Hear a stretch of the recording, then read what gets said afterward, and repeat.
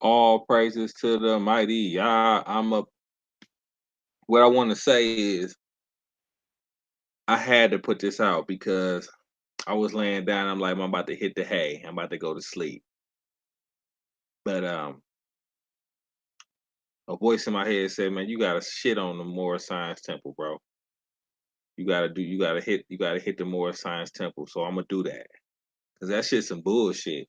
Young Pharaoh tried. I'm gonna tell you, young Pharaoh tried, but he's not built to go into false doctrine. I mean, he did. He said some good stuff. The Arab. I got it right here. So young Pharaoh said some good shit. He was talking about the Arab in the front cover. This Arab right here. So that was pretty good. And he was saying how Christ, how you gonna be, indigenous, but you talking about Christ. So that was good, I guess. You know what I'm saying? But truth be told, he's not built to go into false doctrine and beat it up. You know what I'm saying? That's pretty much for the house of Israel. That's what we do. Rest in peace to the great prophet Moreh Elisha Israel, who taught all of us how to go into the Quran, into the New Testament, into the Book of Mormon, to the Talmud, to every book we can, and just beat it up. So what I'm gonna do, since it's through IAMHH, when I seen his video against young Pharaoh, I just thought the brother was just so arrogant. He just knew what he was talking about. I know. Listen. I don't really fuck with young Pharaoh for real. He talking all that stupid shit for real. But I like when they talk about white people. You know what I'm saying? And the thing about Moorish Science Temple, they just be on some bullshit. You know what I mean? So both of you on some bullshit. But it's like I'm gonna be honest with you. I did my research on this garbage book right here. So I'm just gonna mention a couple things, a couple lies in this book. Let me start off. Let me see. I'm gonna start off with chapter 46 in the Circle 7 Quran. Just showing some lies in here. Let me see. Yeah, 47 verse 7. And it says, through the Ten Commandments, the rulers and the rich live while the poor suffer and die. I want y'all to see this. Through the Ten Commandments, the rulers and the rich live. Y'all see that right there. While the poor suffer and die. Now, come on now. Let's just examine that stupid shit. The Almighty wrote the Ten Commandments with his own finger. He wrote it on a tablet of stone, right? Now he said, through the Ten Commandments, the rulers and the rich live while the poor suffer and die, right? So let's see. Um, you should have no God besides Yah. That's not make any graven images. Is number two. That's not hold name has his name in vain. Number three. Number four, keep the Sabbath day holy. Number five is honor your mother and your father. How is that? I don't understand. The murdering, the committing adultery, the stealing, the bearing false witness, the coveting your neighbor's things. I'm trying to figure out which Ten Commandments make the poor, the rich live. How does the Ten Commandments make the poor suffer and die? Do they suffer and die because you honoring your parents? Do the poor suffer and die because they can't steal from one another? They tell you not to, or to covet. It means desire your neighbor's stuff. And when you desire your neighbor's stuff, what you gonna do? Steal it? You gonna want to take it? I don't understand. Is it committing adultery? How? That's what I'm saying. This book has a bunch of stupid stuff. Well, I'm gonna continue, and I'm not really gonna go over because really, truth be told, I got about these are my notes on the Circle 7, and I got to add to it because I was just reading it not yesterday. It was like 3 days ago, to be honest with you. And when I was reading it over again, I found some more lies. And I found some more craziness. I'm gonna show that real quick. It's right here. If in a later day you can pause it and check it out. But basically, right here it says The industrious acts of the Muslims of Northwest and Southwest Africa. These are Moabites, Hamathites, Canaanites who were driven out of the land of Canaan by Joshua. So right here it's saying that the Moorish Science Temple or the Moors originated from the people that was driven out by Joshua of the house of Israel. And what does the Almighty say about that? I wasn't planning on going here, but I'm gonna go there real quick. Let me grab my scripture.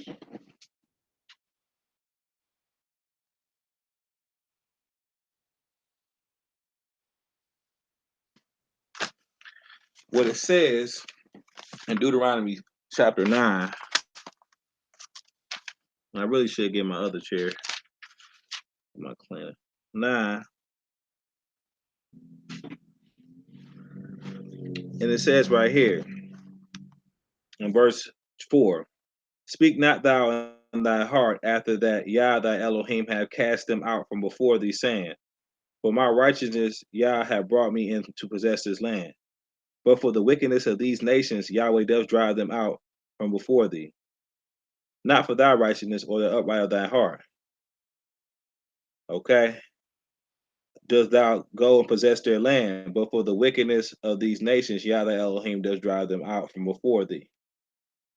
So right here is just showing that in the Moorish signs in the circle 7 is saying that these Moors are the ones driven out of the land. But the Almighty said the reason they were driven out because they were very wicked. And we're gonna prove that. You know. But let me continue to go inside their book to show you the lies in their book. Now, one thing about the Christ of the Moorish Science Temple is he was he was evil. So to prove that how he was evil, I want to go to chapter 3, and I'm gonna read this. And I want you guys to get some type of understanding. Chapter 3. And I'm gonna read from verse 5 to verse 13. This is what it says.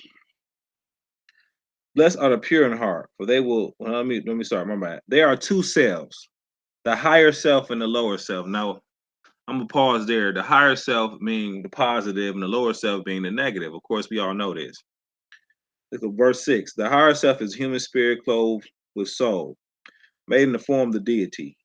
The lower self, the carnal self, the body of desires, is a reflection of the higher self, distorted by the murky ethers of the flesh. The lower self is an illusion and will pass away. The higher self is Allah. I'm gonna call them Dala because I don't say the names of false gods. The Dala. Let me see. The higher self is Dala in man and will not pass away. The higher self is the embodiment of the truth. The lower self is the truth reversed, and so falsehood manifests. So understand about very negative about the lower self, and we're gonna read how in the Circle 7 Quran, the Christ of the Circle 7 Quran is very evil, and he's gonna tell everybody he's very evil and he's full of the lower self. We're gonna keep reading. Okay, the lower self. Okay, let me see right here. Verse 10. The higher self is justice, mercy, love, and right. The lower self is what the higher self is not. The lower self breeds hatred, slander, lewdness, murder, theft, and everything that harms. The higher self is mother of the virtues and harmonies of life. So right here in this Circle 7 Quran, it's talking about the higher self and the lower self. Now it's talking real greasy about the lower self. So notice, it's talking greasy about the lower self. I'm gonna keep reading. In verse 15, it says, and he knows well his lower self, knows the illusions of the world, knows of things that pass away, and he knows of his higher self, knows Dala, knows well the things that cannot pass away. And okay, right here, said, this is verse 21 of chapter 3. And I'm gonna show you how the Christ of the Circle 7 Quran is very evil in one moment. I'm gonna show you this, but let's keep reading about the lower self before I even show it to you. Right here it says, the only devil for which man must be redeemed is self, the lower self. If man will find his devil, he must look within. His name is self. If a man will find a savior, he must look within, and when the demon self has become dethroned, the savior love will be exalted to the throne of power. So right here we're seeing about the higher self and the lower self. Let's see what Christ of the Circle 7 Quran said about itself. If you go to chapter 15, verse 3, and we're going to read about Christ of the Circle 7 Quran. Chapter 15, verse 3, it says right here. This is Christ going into the wilderness. Verse 2, and he went forth into the wilderness and to be alone with the Dala, that he might look into his inner heart and know its strength and worthiness. And with himself he talked. He said, my lower self is strong, and many times I am bound down to carnal life. Okay. So right here, Christ's lower self is strong within him. So we're talking about somebody, and when we read about the lower self, you know what I mean? It's the lower self is slander, lewdness, murder, theft, and everything it harms. So right here, the lower self is strong within the Christ of the Circle 7 Quran. This is chapter 15. And it says a bunch of other lies, like verse 7. And Christ said, who is that demands a test? There is no sign that one is the son of Allah because he does a miracle. The devils can do mighty things too. We're gonna deal with that because there's many different times where the Christ of the New Testament called himself the son of Allah, Dala. And the Quran of Mecca says that he does not have a son. So, it basically contradicts that. But we're gonna continue with certain things. If we go to chapter 16 and 27, it says, the man named Simeon from Cyrene, a friend of JC, Christ, was near the scene, and since the bruised and wounded Christ could not bear his cross, they laid it on the shoulders of this man Simeon and made him bear it to Calvary. So Simeon bore the cross to Calvary, and not Christ. This is just another thing that the Circle 7 Quran says. But let's continue with some more lies. Right here, I want to read this. This is chapter 2, verse 20. And it says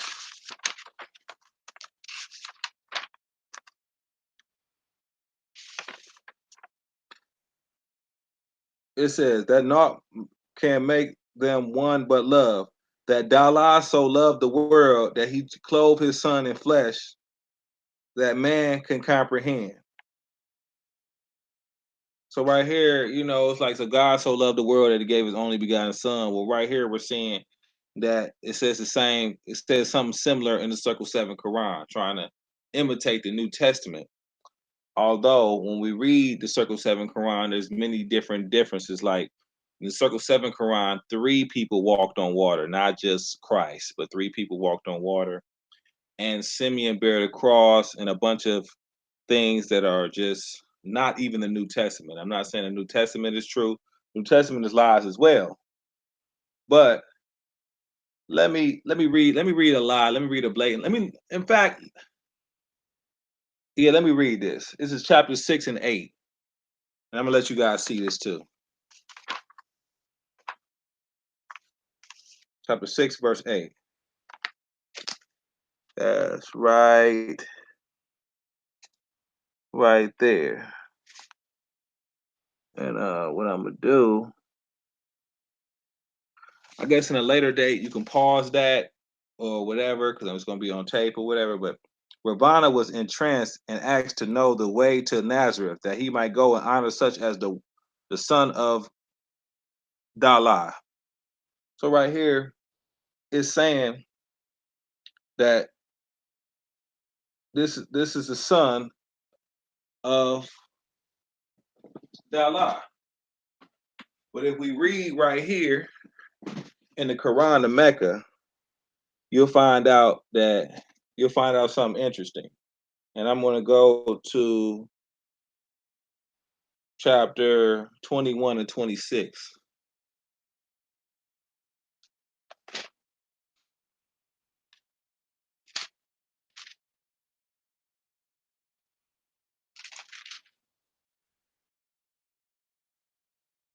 Well, this ain't one as hard hitting, but I'm gonna read it anyway. And they say the beneficent has taken to himself a son. Glory be to him. No, they are but honor servants. So it said, nah, he doesn't have a son. They're nothing but he's nothing but an honor servant. But let me get one that's more hard hitting. Right here in chapter 6, 101.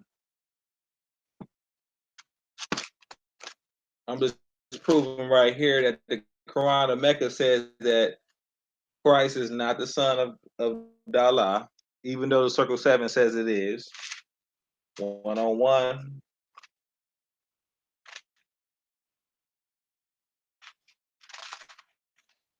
And it says, wonderful originator of the heavens and the earth. How could he have a son when he have no consort? And he created everything. He's a knower of all things. So right here, the thing about it is, we know that the Almighty had a son. His son's name is Israel. You know, so we know the Creator had a son, but the Circle 7 Quran, which praises Allah, or the God of the Muslims, when the Quran it says that he has a son, but the Quran in Mecca says that Allah does not have a son at all. So we just have to acknowledge these different contradictions. And to continue, let's read something really dumb in the Circle 7 Quran. That's chapter 10 and verse 18.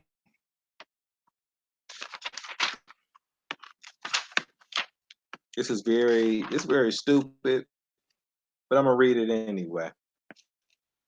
Right here it says, Man names man names the part of Dala he sees, and this to him is all of Dala.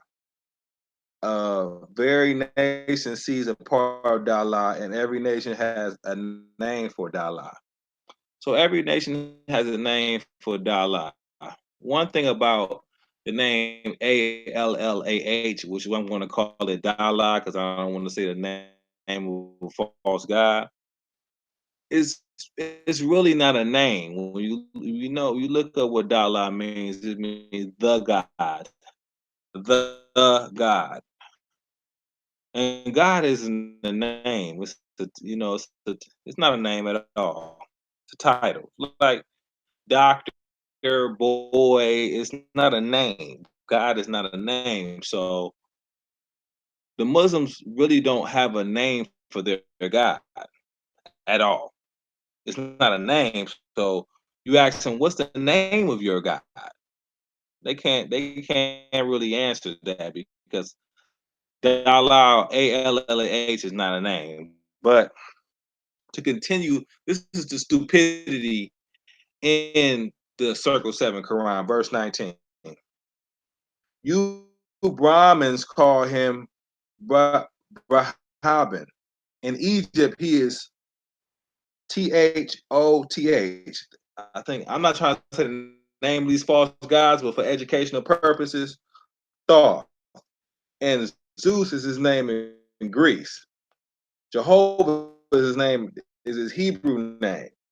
But everywhere is the countless cause, the rootless root from which all things have grown. So right here, first of all, this right here is violating the third commandment, means not to take the Almighty's name in vain. You can't call him all types of names. That's taking his name in vain. But then right here it says Jehovah is his name, is his Hebrew name. Now anybody that has any sense whatsoever would know there is no J. That's like knowledge 101. That's like you don't even have to be an Israelite. That's like everybody knows this. The Jehovah is an abomination. It's not a name.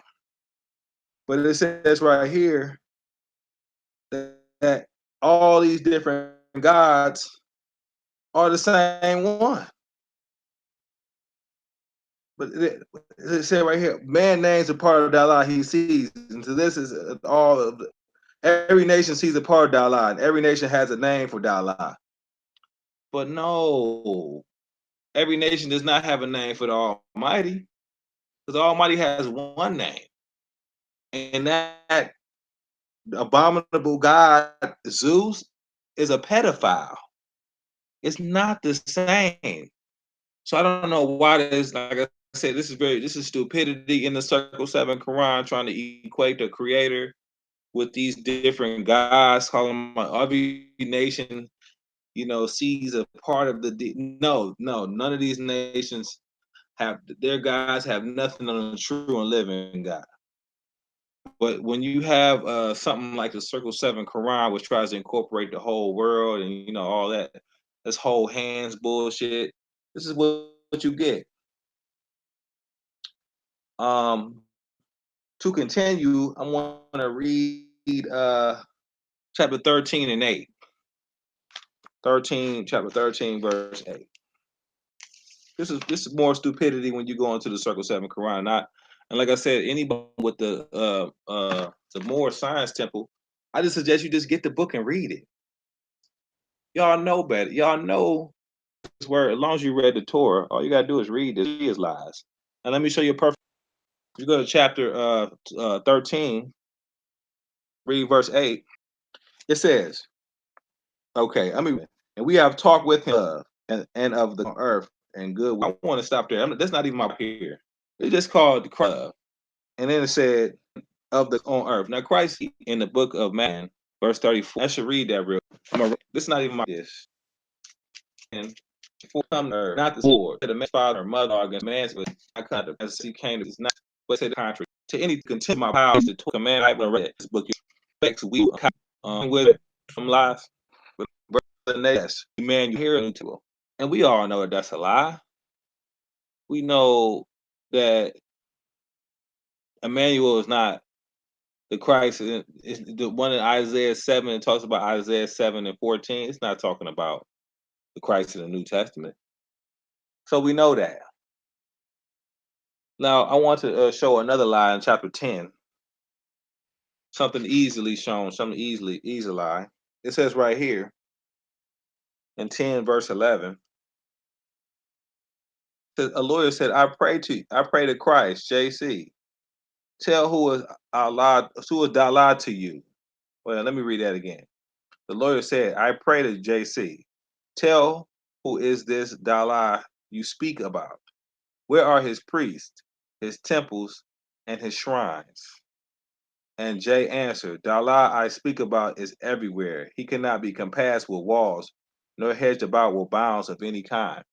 Now, the strange thing about Christ saying that his God, Dala, cannot be hedged about with bounds or walls is he's basically saying that the Almighty does not have a temple. But I want to go further with this and show how evil this Christ of the Circle Seven Quran really is. Not only does he call himself evil, but if we go to chapter 24, now we just read how he said that his God does not have a temple.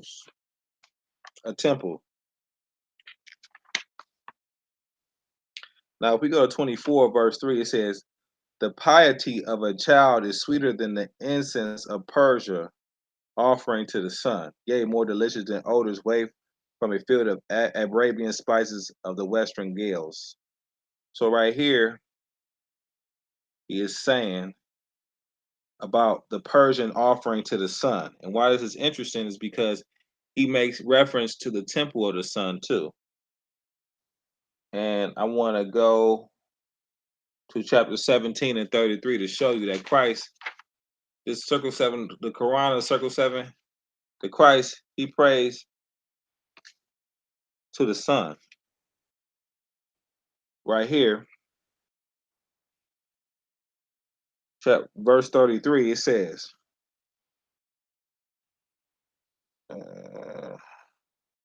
in chapter, is this 18? Chapter 17. verse 33. I'm in the wrong chapter. It says, when Christ stood upon the sacred pedestal, the master stood and said, all hail. The great bells of the temple rang, and all the temple was ablaze with light. And Jay said, all honor to the masters of the temple of the sun. So right here, Christ is giving all praises to the temple of the sun, even though we see that he said that his God does not have a temple. He can't be bound with walls. But we see him praying to the sun, like masonry, you know. I want to read one more thing before I get off of here. Because I could read something else where it says the temple. This is chapter 35 and 2, where it said the sun is the noblest of images. And it says, the sun is not Dala, though it's a noble, it's his noble image. He enlightens the world with his brightness. He warmeth, giveth life to products of earth. Admire him as the creature, the instrument of Dala, but worship him not. All right. But you want to give honors to the masters of the temple of the sun. I want to read one more thing. And it says, the laws of Noble Drew Ali. These holy and divine laws are from the prophet Noble Drew Ali, the founder of the uniting of the Moorish Science Temple of America. These laws are to be strictly preserved by the members of all temples of the Moorish Science Temple of America, and they will learn to open their meeting and guide it according to the principles of love, truth, peace, freedom, and justice. Every subordinate temple of the Grand Master Temple is to form under the covenant of love, truth, peace, freedom, and justice, and to create their own laws and customs in conjunction with the laws of the Holy Prophet and the Grand Temple. The Prophet Noble Ali was sent by the great God Dala to warn all Asiatics of America to repent from their sinful ways before that great and awful day that is sure to come. So right here, just telling you to create more laws, and I'm sorry for not being as energetic, but I promise I will get on here and talk about certain things in this Circle 7 Quran. I want to give all praises to Yah, and I want to thank all your family. Hallelujah.